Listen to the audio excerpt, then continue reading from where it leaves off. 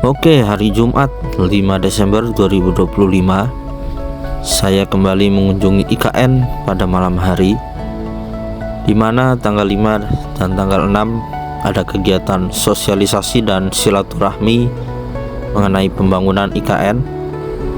Otorita IKN mengundang tokoh masyarakat, tokoh agama, dan tokoh adat untuk mengetahui progres pembangunan IKN.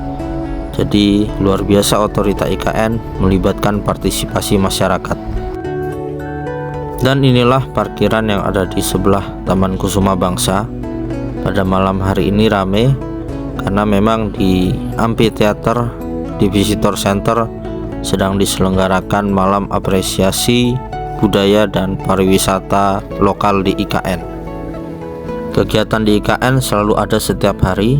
Otorita IKN mempersilahkan kepada masyarakat, organisasi, instansi, lembaga, dan lain-lainnya untuk menggelar event di IKN, dari skala lokal sampai skala nasional, bahkan yang terbesar sampai diaspora internasional juga pernah diselenggarakan di IKN. Itu sebagai bentuk dukungan nyata dari kami masyarakat untuk pembangunan IKN. Dan respon dari orang yang berkunjung ke IKN dari luar daerah sampai luar negeri, mereka tidak menyangka dalam 2 tahun pembangunan IKN sudah semegah dan sehebat ini. Padahal mereka lihat di media kalau IKN itu mangkrak, tapi ternyata dengan melihat langsung, pandangan mereka berubah 180 derajat mengenai IKN. Jargon yang diusung oleh otorita IKN adalah seeing is believing. Dengan kita melihat langsung, kita akan percaya. Dan para peserta silaturahmi dan sosialisasi pembangunan IKN juga mengaku terkejut. 2023 mereka kesini. Bahkan saya ingat ya, di bulan Juni 2023 perkantoran Kemenko ini masih pondasi. Tapi di tahun 2025 sudah seindah dan semegah ini, bahkan bisa kita tempati untuk acara-acara. Inilah parkiran dari gedung Kemenko 3 IKN yang selalu ramai setiap hari. Ada pertanyaan kepada saya mengenai kapan kendaraan-kendaraan wajib listrik di IKN. Jawaban dari Bapak Basuki ketika saya pernah menanyakan kepada beliau bahwa di tahun 2026 secara bertahap kendaraan listrik diterapkan dari lingkungan otorita IKN dahulu. Dari staf sampai pejabat otorita IKN diwajibkan memakai kendaraan listrik. Tetapi untuk kendaraan proyek dan kendaraan masyarakat umum masih belum dibatasi untuk harus kendaraan listrik.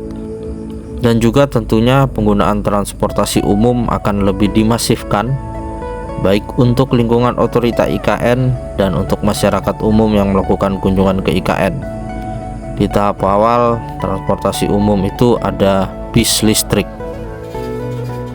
Dan di setiap gedung-gedung perkantoran yang ada di Kemenko ini hampir semua sudah lengkap tenan-tenannya, baik yang menjual makanan, minimarket, sampai pakaian dan aksesoris. IKN sangat menjunjung tinggi budaya, maka dari itu hampir setiap hari sering kita lihat event-event budaya diselenggarakan di IKN. Dan inilah kendaraan rutin yang digunakan oleh para pegawai otorita IKN untuk menuju ke tempat-tempat yang ada di kawasan inti pusat pemerintahan IKN saat ini. Ini adalah bis listrik dari Bluebird. Dan tahun 2026 akan menjadi momentum yang sangat luar biasa, di mana pemindahan ASN akan dimulai pada awal 2026, kemudian dilanjutkan dengan mobilisasi pekerja dengan estimasi 20.000 pekerja akan mulai membangun belasan tower yang ada di kawasan perkantoran legislatif dan kawasan perkantoran yudikatif. Serta dari sektor swasta juga akan mulai serentak membangun, dari restoran hotel, mall, apartemen, dan bangunan-bangunan lain. Ada KPBU juga untuk rusun ASN dan rumah tapak. Dan ini saya berada di Simpang 4, Jalan Sumbu Timur dan Jalan Feeder District. Kalau lurus ke sana itu adalah Jalan Feeder District Sepaku 3. Dan kalau di sebelah kanan saya ini adalah Jalan Feeder District Grande di depan istana. Dan kalau pada malam hari sangat indah sekali lampu-lampunya. Inilah karya anak bangsa Indonesia. Dan di depan kita ini adalah proyek pembangunan gedung PUPR. Akan tetapi di masa pemerintahan Bapak Presiden Prabowo, Kementerian PUPR dibagi menjadi 2 kementerian, yaitu Kementerian PU atau Pekerjaan Umum dan Kementerian PKP atau Kementerian Perumahan dan Kawasan Permukiman.